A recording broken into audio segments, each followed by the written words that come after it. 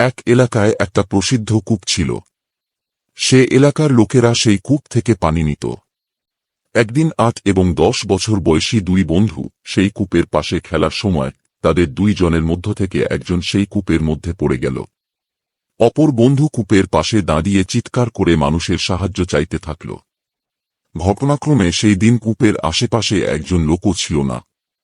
কোনো ধরনের কোনো উপায়ন্তর না দেখে সেই ছোট্ট ৮ বছর বয়সী ছেলেটি তার বন্ধুকে বাঁচাবার জন্য কূপের পাশে থাকা রশিতে বাঁধা বালতি কূপের মধ্যে নামিয়ে দিল।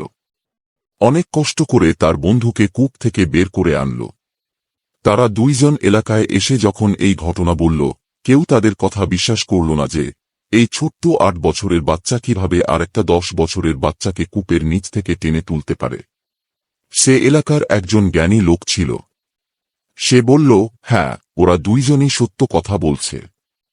কারণ হচ্ছে সেই ছেলেটি যখন তার বন্ধুকে কূপ থেকে টেনে তুলেছে তখন তাকে এই কথা বলার মতো কোন লোক ছিল না যে তুই এই কাজটা করতে পারবি না।